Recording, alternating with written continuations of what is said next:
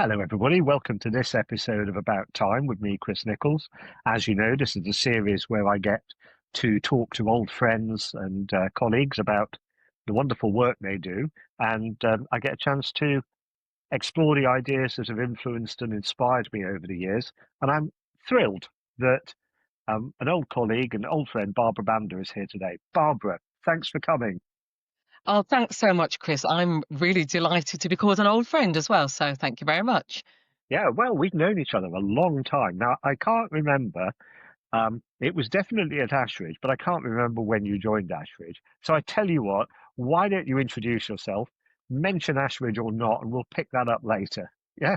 So it's interesting, isn't it, to introduce yourself? Where do you start? I mean, I kind of what do I do now? Maybe that's a good place to start. I guess Mm. visiting professor at Erasmus University Rotterdam School of Management, consultant, doing a lot of change work with organisations, with individuals, and because of my book, which we'll probably talk about later, I do quite a lot of speaking now as well. So I guess they're the Mm. kind of three core threads of my work. And I guess what I would say is that and remember, I'm an AMOC graduate, so I've done the Ashridge Masters in Organisational Change, amongst other things. And I would say, I guess, a lot of my work is really very much helping individuals and hence organisations to navigate change. Yeah. And I do that with many, many different lenses, whether it's a leadership lens, whether it's on occasion a strategy lens, whether it's an inclusive leadership lens. So that's really what I do. Brilliant. Now, look, that gives me so many things we could pick up on. But let's just start with how on earth we met. Because we've got Amok in common, but I knew you before Amok. You joined Ashridge when? Do you know, I think we may have joined around the same time. I joined October 2000. So, but I joined the other side to you because there was this sense that there was this No, no, oh, you didn't. same side. I was in Oh, Paul Pennington's group at ah, Ashridge. So no, ah, I was in Ashridge ah, college for many years. Yeah. right. So we were on the same side. But that just shows really that you were a little less typical, dare I say that, in terms of some of the approaches that you brought, which is possibly why I thought you might have been on the consulting side. And let's not go into too much of that. That feels like Mm. Well, do you know, it's fascinating, but yeah, so you were actually there just before me. So I joined Ashridge round about the turn of the year. So you were a couple of months ahead. And did you join as a leadership person, change no, person? no. I joined Ah, as a marketing person. And I joined as a marketing person. I know because, well, marketing and a bit of strategy, but only men were allowed to do strategy. So I joined as a marketing person because I'd spent 13 years in the pharmaceutical industry working in international marketing. So the usual stuff, bringing new products to market, managing mature products, having quite a lot of P&L responsibility. So, and you remember the Ashridge talk was that they liked to employ people who had done the job. So I'd spent many, many years in marketing. So came in as marketing faculty or marketing tutor, I think, as we used to call them in those days. yeah, brilliant. Well, so, and yeah, how long did you stay with Ashridge? I mean, are you still there? I don't know. Well, I stayed on the payroll for 17 years. So had really, you could have cut me in half at a certain point and I'd have had Ashridge written through me. And I'm now an associate of Ashridge, as I am of many other places as well. So Yeah. yes, so I thoroughly enjoyed my time there. And it's just Mm. you might have to interrupt me today, Chris, but just thinking about you, it's interesting you said, how did I join? Did I join as leadership? And one of the interesting things at Ashridge was that you had to have a kind of brand, were you Mm. marketing, were you leadership, were you change? So there was a real sense that you had to have a brand. And I'd joined as this marketing person. And actually, because of the work we'd done with the BBC, and I think you were probably involved in that, ended up kind of making a pivot into much more leadership and change work because it was as a result of becoming involved in that that I got quite excited about leadership, whatever that meant, because that was all we're all Mm. working out, probably all still working out what that means, and really helping them as we did with the BBC, help them navigate some of the changes that they were dealing with. So that was how I kind of started to pivot or expand into that area and move out of my kind of marketing box that I was in at that time. Yeah. So it's really interesting how people end up in the Ashridge world. So you came from big pharmaceutical companies. Yeah. So which one? Which one were Well, you? this is it, because they're not as big as they were when I left them. So I I left Feis. I worked at Feison's Pharmaceuticals, which became part of AstraZeneca Charnwood.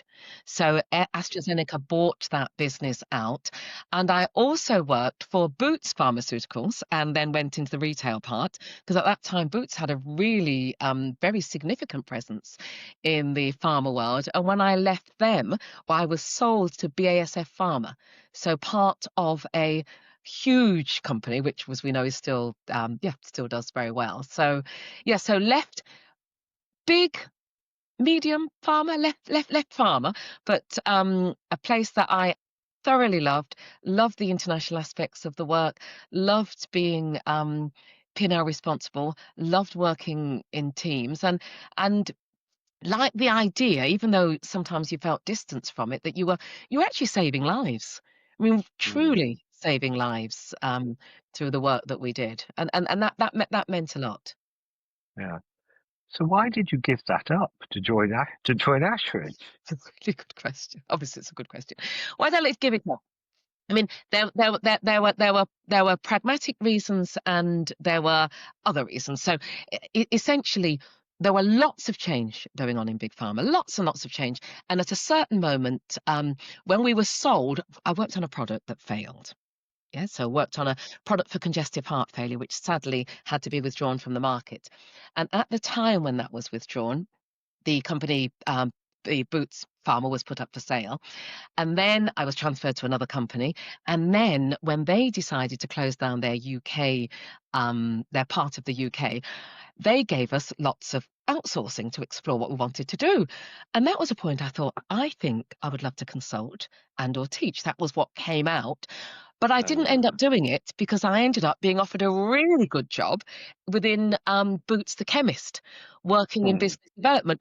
Again, really great strategic job, actually, it was at that stage, reporting, part of a really small team, reporting directly to the board, looking for new areas that the organisation could move into. Future sources of growth, we were called, which was quite a sexy title at that time. So I went into future sources of growth, did that for a bit, and thought, yeah, this is very interesting, but I think my heart is where I thought it was a few years ago when I did that hmm, outplacement. yeah. That's, it's lovely how, you know, gradually the main thing becomes the main thing. And at least for a while, for me as well, the main thing was teaching, teaching people, um, and Mhm. facilitating groups, which is what I did at Ashridge for many, many years. As you know, I gradually drifted more and more towards large group process and the consulting side. But for many years, I really enjoyed working on programs. Um, and what was your favourite program? Now you're asking me, right? There's a difficult Yeah, question. 'Cause what was my yeah, favorite work? Let's yeah, put it this way rather than program. yeah, My favorite work was really where you got the chance to integrate both strategy and leadership. And I know it sounds a bit, yeah, a bit general, but there was that sense, because there was this sense you were either or.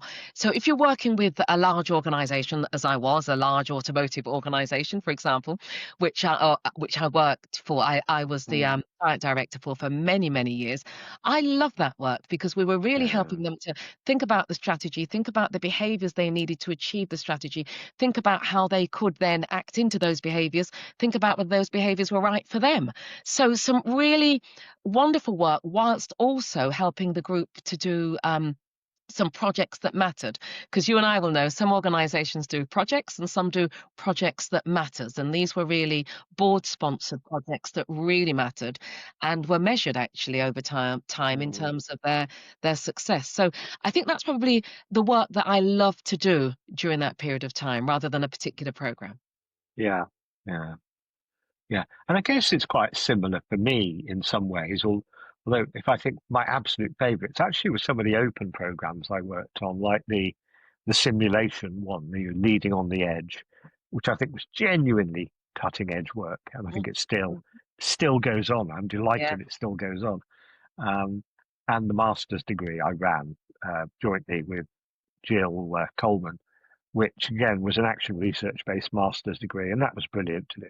And it was such a playpen. Mm. We got to do that, and I learned a huge amount from being a member of faculty. Um, and I guess in many ways, I saw you do that too. And in fact, you, amongst other things, did your doctorate while you were at Ashridge, didn't you? I did. In fact, I finished one degree and completed two in my time at Ashridge as it happened, because I was halfway through a master's in training and performance management when I arrived, because that was partly to help me get in there. And then you're right, I did do a DPhil, as they call it at Oxford. And I did that 6 years part time while I was at Ashridge with two young children, and then delivered one during that process as well. So, yeah, I did my doctorate. And it's interesting because when I look back on it, I did it to get the letters and to get the qualification and to get the Oxford brand. I mean, all those things were Yeah, important to me. And in a way, the content came secondary. And as I look back on that, I'm not sure I realized that at the time, but I realized that as I look back on it. And the content was fascinating.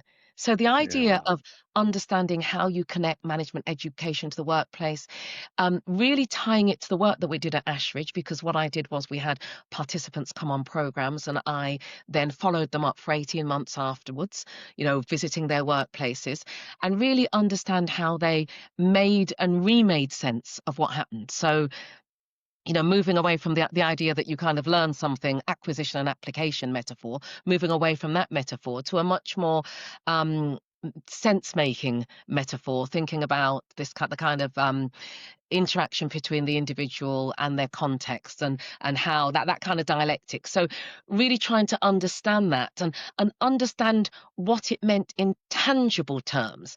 And maybe that was, as I look back, where I I look back and think, yes, it was worth it, and it was really theoretical. It needed to be. And the bits that hmm I think I've grabbed hold of are the much more pragmatic parts of yeah, it, really thinking about how you can therefore, help people to get the most out of the kind of work that you hmm and I do, Chris. But if it is programmatic work, and you and I do that, know that we do lots of other stuff as well.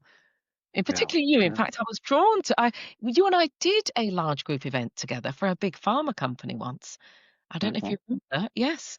And that's when you did all your graffiti wall, I think we might have done there, the stalls. That was you in your element. That was brilliant.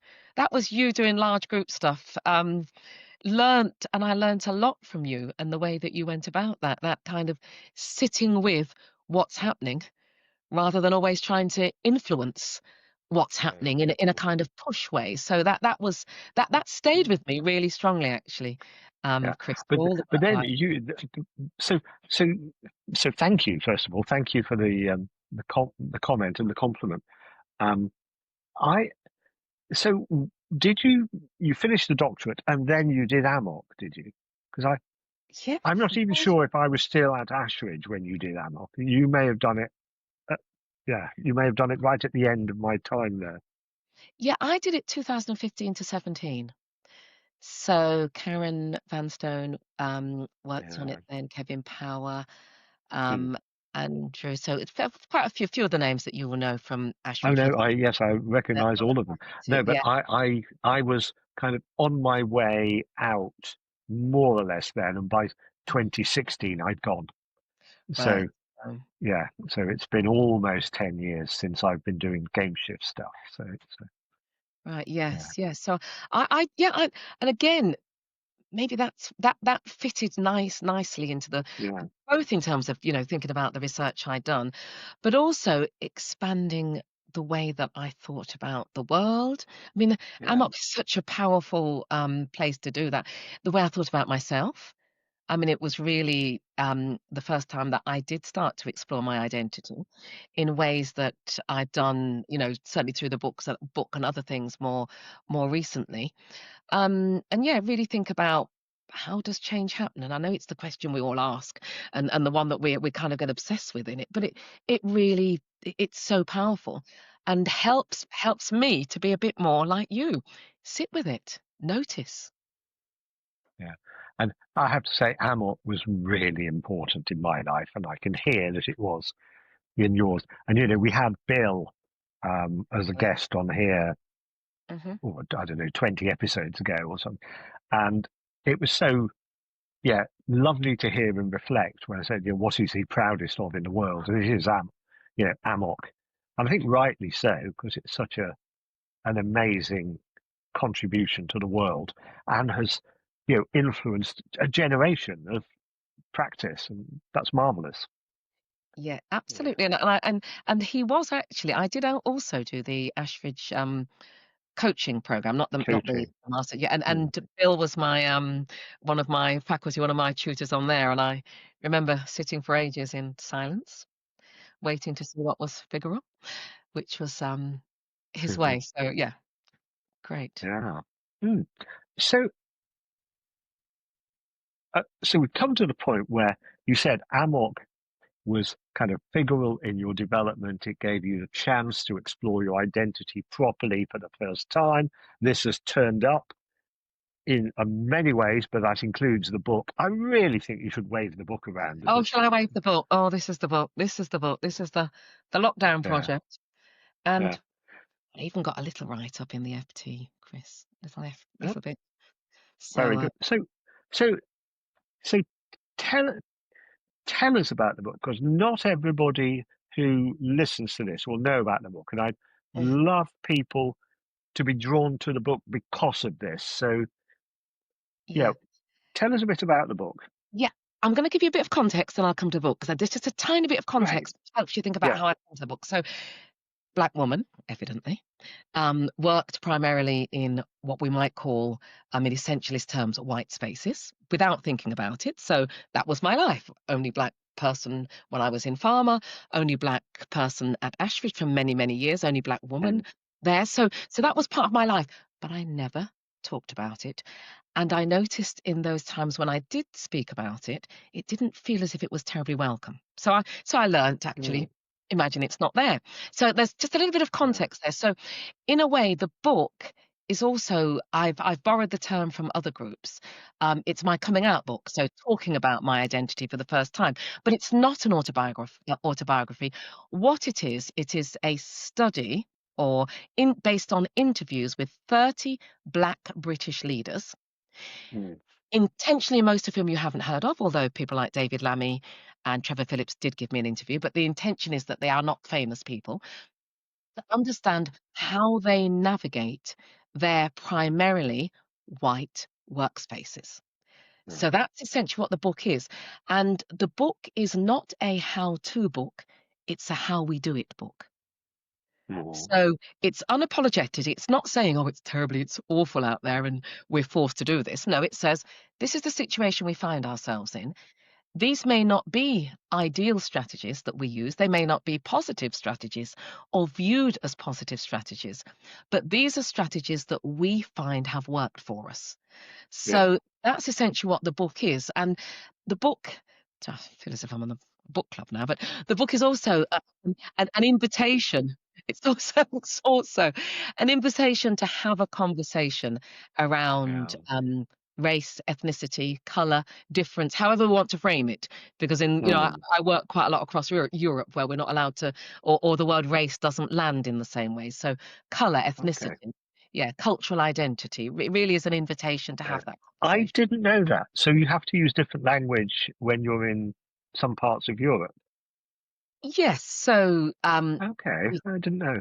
Mm, yes, race doesn't work terribly well in Germany for all kinds of historic reasons. And I yeah. was recently doing some work in the Netherlands, and I was requested to use color and cultural identity. Yeah, so and that's why, and maybe just say something else about the book. Why things like colour, race, cultural identity, those things are very contextual. Hence the fact that my book is based on Black British leaders. Even mm, though, as I speak about it, whether it's, in other European countries or elsewhere, a lot of the challenges and a lot of the strategies they use are very similar. So that it's not that they're different, but so the vocabulary might be different because you might not use the word race, but it plays out. It's still yeah, playing out. You can call it what you like, but it's playing out somewhere. So that's the book. So the book's very much an invitation to a conversation. Show it again.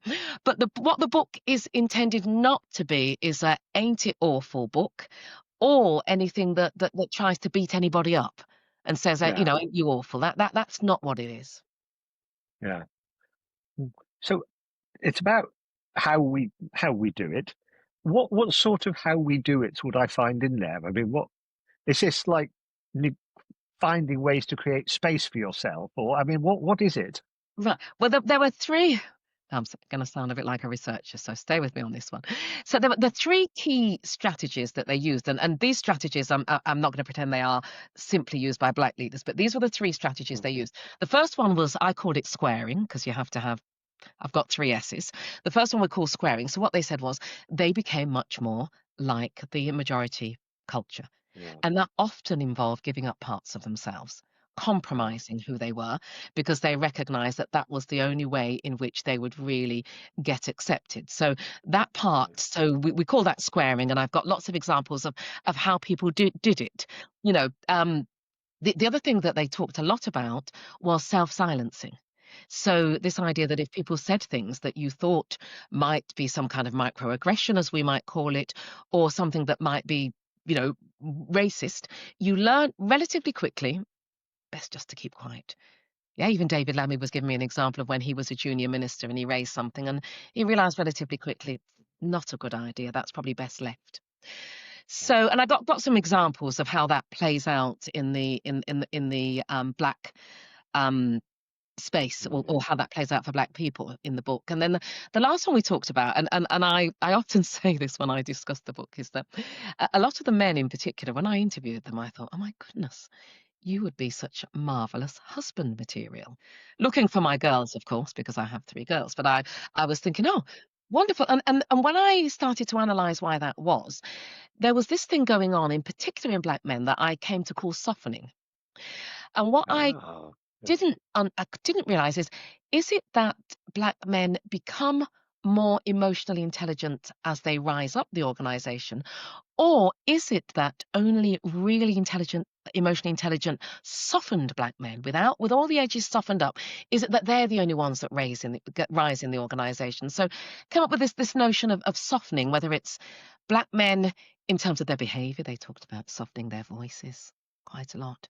They talked about oh, kneeling down so as not to be threatening. Black women talked about never being able to get angry, so softening their anger. So those were some of the, and as I said, this was unapologetic. This is dreadful. This is the world we live in. We're going to make it. We're going to be successful, and these are the strategies we use. mm, mm. Yeah. I mean, it reminds me very much. It's probably easier to see um, for someone like me to see how racism works when I'm in another country. So harder for me to see it, I think, in Britain, although I do. But when I migrated to Australia, it was actually very interesting to see it because Australia is a very embracing country. You know, we are one, but we are many. From all the lands on earth we come. You know, Mm, and the squaring takes the form of being a new Aussie. You know, so provided you say mate and barrack for a football club and you fit in, you're an Aussie. Doesn't matter what shade you are, you're an Aussie. yes. But I think if you were really, really different, not that interested in Aussie rules football, I'm really interested in supporting the West Indian cricket team when they come, then you wouldn't fit in. Yes. Yeah. Yeah. Yes. And I Yes. think Yeah. that definitely happens in organizations too. Yeah. Yeah. Absolutely, and we know. I mean, we've done Stacey, haven't we? We know all this stuff about shaming and Yeah, Yeah. people being, yeah, the ways in which people, fit in organizations. So, and I guess these things are not, when I sent the book out to a few people to read, I remember one of my readers was a North American gay guy, as he called himself, and he said, "Barbara, all of these fit for me in different ways." So there's something, I think, more general about it, around the extent to which organizations Mm. inadvertently exclude people because of cultural norms. And that's something we all work on anyway, and we're all, or many of us are aware of. Yeah. And this Yeah. really talks to how it affects Black people in this Yeah. country in Yeah. particular. Yeah. I know there's, the older I get, the more I think society looks like it runs on the basis of othering, Yeah. and there are so many ways of making others inferior that, in groups and out groups. We saw it at the Ryder Cup this weekend with the barracking against the European golfers. It was actually fierce othering. It was deeply unsporting. Um, you know, and I'm just delighted that you've written the book to create space for a conversation about things that we all have our own versions of them, and we know we can join in a conversation about those. Yeah, absolutely. And I think there's also something, isn't there, about understanding how it works when there is a particular power dynamic at play as well. Because Mm. that, as you and I know, layers, that's an Yeah, additional layer that's yeah, there as well. And yeah, and I've loved it. I mean, I'm thinking of some work that I've done recently. I've done quite a lot of work around the book, is really helping people to have conversations about things like the power dynamics that exist in the organization, and how mm, that then might be different based on what shade you are, based on what gender you are as well. So really yeah, lots of interesting conversations that then help to shift the culture, yeah, ideally in positive ways. mm, yeah. And is this where your consulting practice is primarily focused these days? That's where a lot of my consulting work is. Oh, mhm, So a lot of my consulting work is really helping organizations to think about inclusion more generally. So it's not necessarily just about race, ethnicity. There are all sorts of issues around yeah, social class as well that go on. So a lot of my consulting work is based around that, um, and a lot of my consulting work is based around change more generally. Whatever shift it is the organisation wants to make, so that they're aligned, so that the behavioural changes are aligned with their strategic intent. So a lot of that kind of work as well. That's the consulting work, and yeah, that's one part of what I do currently. yeah, yeah. Hmm. So I suppose I'm going to ask you the same the same sort of question again I asked about Ashridge. It's kind of what really brings you alive? What's the luscious, juicy work for you? And again, I can't give one answer. Maybe there are too many things that Well, excite. loads of answers are fine. Give me I think, loads of yeah, answers. I think certainly this, having different conversations around difference, whatever that means, or the way that I Yeah. work with that really excites me. It excites me when I talk to organizations where particularly there is a desire at the top, and we know the top matters, whether we like it or not, to make Mm, a shift in that direction. And I did a really significant piece of consulting work recently with a large company, 50,000 plus organization, where there was a real desire to shift, but they didn't know what they didn't know, and they didn't know where to start.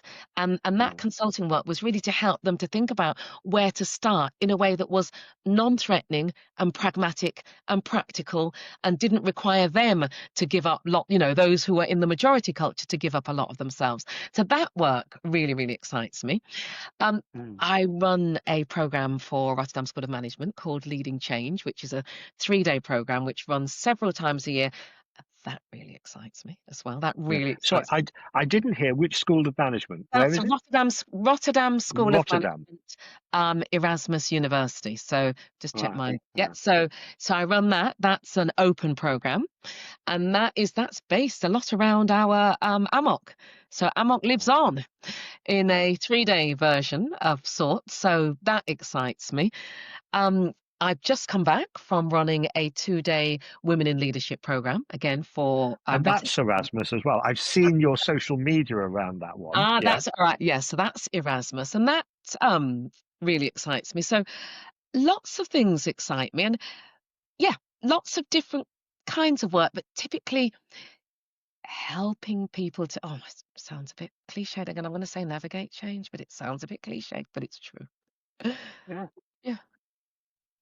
So how does somebody become somebody like you? How does somebody become Barbara Banda? What's the story then? Did you Well, always know you were going to be a change consultant when you were like no, 7 or something? no, absolutely not. My dad wanted me to be a lawyer, partly because he was often getting into trouble. So my dad wanted me to be a lawyer, and my act of rebellion was to do my first degree in German and Russian. So I certainly didn't set out to take this path. At all. So then ended up doing international marketing and using my German quite a lot actually. And it was terribly novel to be able to speak German and Russian. My German still is still there, but Russian not so good. So no, but there is something about, and maybe that is something about that my personal difference, that you also feel you have to be much better to be equal. So, I have got 5 degrees, and I don't know whether that's necessary or not, but that's the way things have ended up. So, Yeah.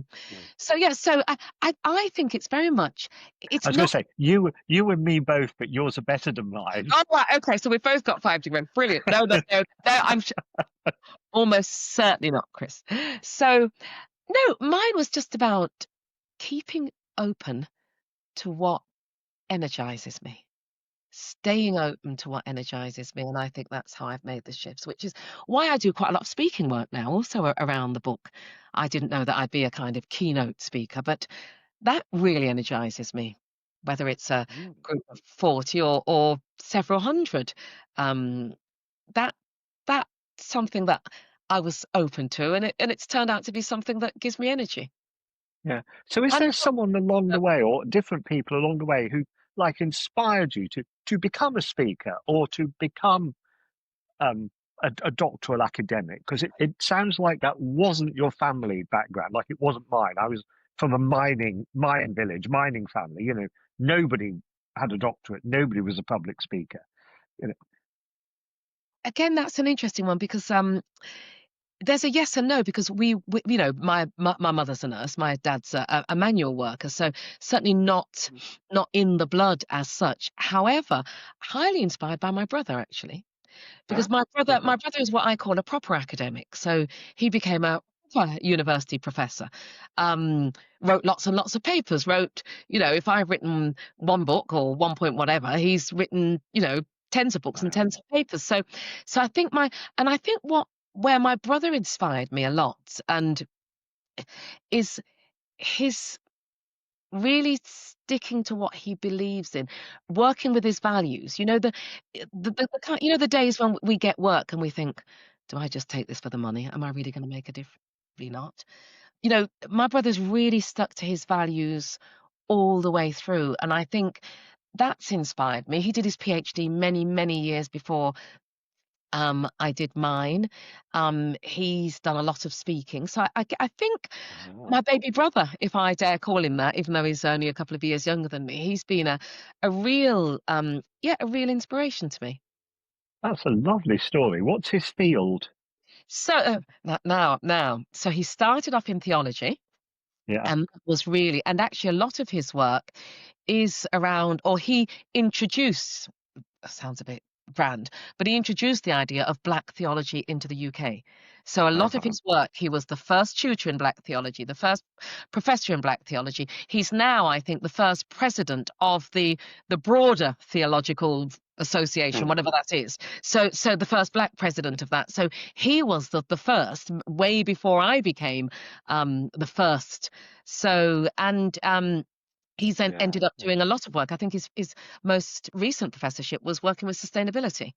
So, working That's up. a brilliant story, Barbara. I can hear the passion that goes with that inspiration as well, and how it lives in you. So that's fantastic. Yeah. Oh, what about you, Chris? Who's inspired you? Oh my Who's Lord. your inspiration then? Well, I mean, one of the great things about doing a podcast series with 50 episodes so far is, I mean, my guests are people who've inspired me one way or another, sometimes in a really big way, Mhm. like Bill Critchley, sometimes in a background way, but massively important, like Peter Reason. I mean, I've barely worked with Peter, but his ideas, run through. Um, Sometimes people who can't be on this series because they're no longer with us, like Chris Seeley, who I worked with for 10 years. And Chris, was one of my closest colleagues, massively inspirational. Probably the only genuine genius I've ever worked with. I mean, Mm, terrifiedly clever person. And yeah. then, Megan, of course. Yes, of Megan course. and I, Megan and John, Megan and Michael, Megan, Michael and me, Megan, John and me, those, and they've all been on this series. So I've got this 65th birthday present to myself of chats with people who I think are just bloody brilliant. Right, Yeah, yeah. Yeah, yeah, and again, names, yeah, people that, yeah, that I've worked with. I mean, John in particular, has been really helpful on the book and my thinking around the book yeah, as it happened as well, John Higgins. yeah, So yes, I guess yeah, we're mixing with some of those yeah, same people. yeah. But yeah. So what next for you, Mark, Barbara? What next for you?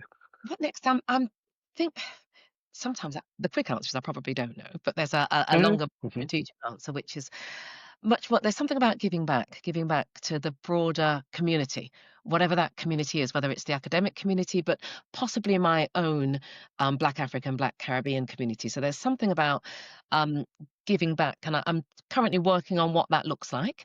Um, uh, yeah, nice. so some kind of support. There's something still missing, I think, for certain leaders in organizations. The kind of things that I wish I'd known many years ago as somebody who was not part of the mainstream. Is there somewhere, some way of shortcutting that for certain people and helping them? So that's one Mm. thing that's certainly of interest to me. A lot more speaking. I've got a bit of a bug. So yeah, that's some interesting gigs as well, I might want to call. What would you like? What about? I mean, what would you like really love to speak about on what would be the best possible stage? Do you know, and again, look, I'm gonna have to pick it up again. Oh no, upside down, get it right. There is something quite interesting about because this notion of the model black, what does it mean to be the person who fits in, who is essentially the model black? What does that mean for organizations? What does that mean for for the country more generally? That's a lot of what I talk about, and I talk about, yeah. So I think there's a lot more to come out of the book to challenge people's thinking, and hopefully we'll still be allowed to have those conversations in this country for many years to come. Well, I was going to come to that, but I'm not quite letting you off the hook for this. You've told me about the what, but you haven't told me about the stage. So what do you want? Do you want a TV program? Um, Oh uh, no! Oh, I what don't. Not sure. what do you want? What do you want? Do you What know would be what? a brilliant platform for you? For me, do you know? I hadn't thought about this, but now that you ask, Chris, I'd quite like a chat show. Would be great. So that's not to because I think there's something about a little bit like we're doing now. But a chat show, doesn't that sound rather 90s, doesn't it? But there is something about what happens when one on one, when you are in conversation with someone else and something exciting or different emerges from that, particularly if that other person has a particular way of thinking. I mean, I guess you're doing it, aren't you? So maybe, am I thinking of being on telly or on the radio? Not really. But am I thinking about having interesting conversations that might be of interest to other people? Yes. Yeah. Oh, I mean, I think you're just made for it. To be honest, I think you'd be brilliant at it. So, mm, yeah. And is there like a next? You said one of the bit books. Does that mean there's another research? Have you got a book going on? I've got. Well, I'm looking at the Model Black the Field book. So there's something about how do you really make it work in practice. So that's kind of something that's bubbling away at the moment. So some thoughts, some ideas on that which are developing, and then just yes, some other thinking around pragmatic sharing, and I'm not quite sure what that looks like, but you're working with groups on a day by day basis, and so many things come up, and you think this could be helpful to other people, this could be helpful to other people, recognizing as we do that what works in one context doesn't necessarily work in another. But there Yeah. is something about how, particularly the work around change and change through different lenses. And here by lenses, I do mean the kind of is it culture? Is it inclusion? Is it leaders? So there's something there that's bubbling away that really interests me as well. Mm, lovely. Yeah. So, are you optimistic about the way you know the work we do? We've both put Yeah. tons of time and energy and love into making the world a better place one way or another. How are you feeling?